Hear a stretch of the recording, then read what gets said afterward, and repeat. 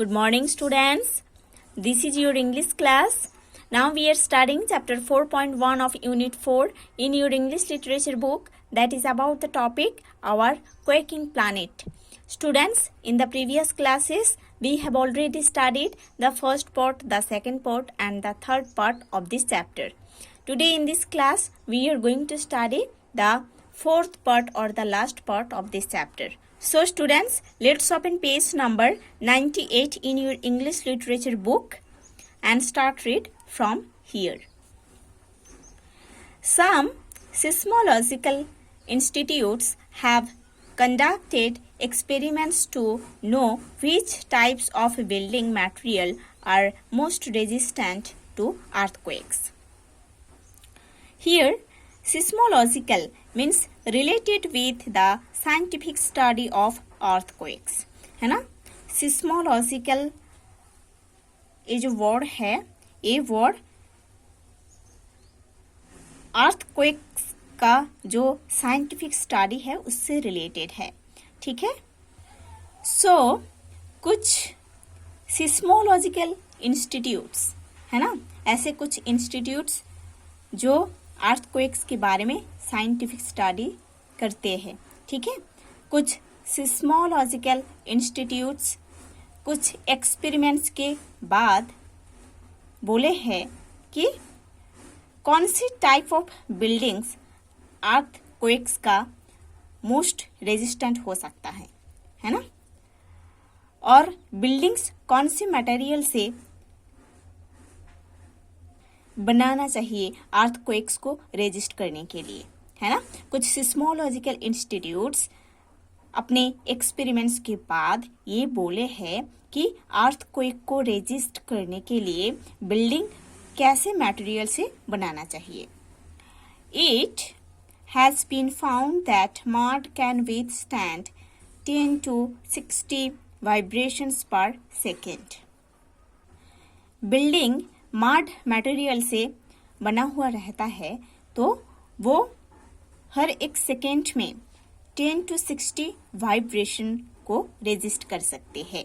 Okay, building mud material से बना हुआ रहता है तो अर्थक्वेक के टाइम वो बिल्डिंग 10 to 60 वाइब्रेशंस हर एक सेकेंड में रेजिस्ट कर सकते हैं. Would is also a good quake resistant.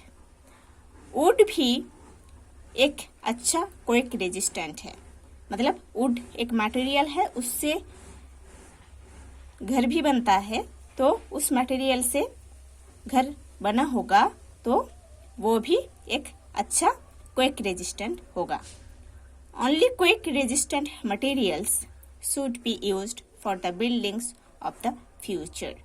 Okay, in future जो क्वेक रेजिस्टेंट मटेरियल्स है उससे बिल्डिंग्स को बनाना चाहिए.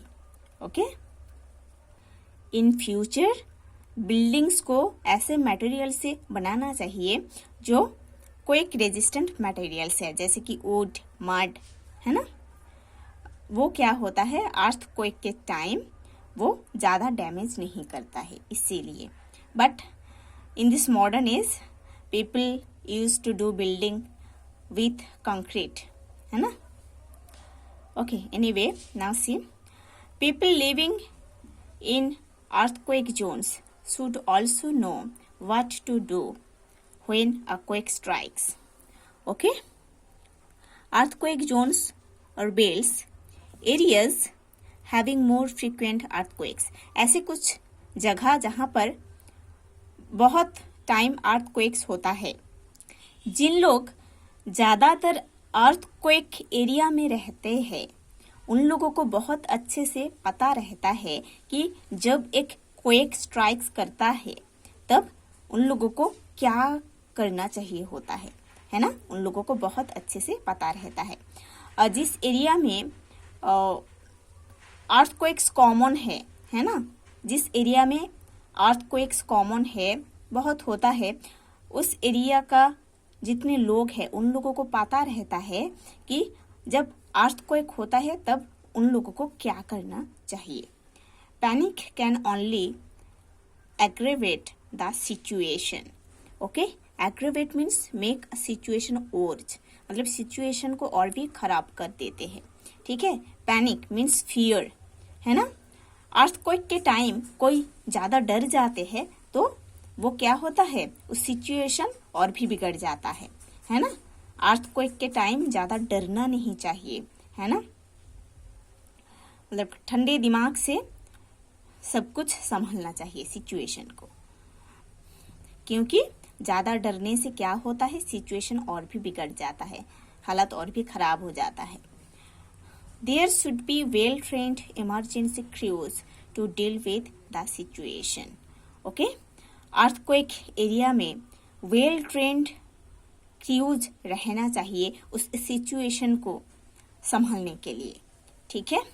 अर्थक्वेक एरिया में well-trained ऐसे कुछ ट्रेंड लोगों को रखना चाहिए जिन लोग अर्थक्वेक के टाइम पर सिचुएशन को बहुत अच्छे से संभाल ले, ठीक है। Now see the next page, page number 99 and start read from the top of the page.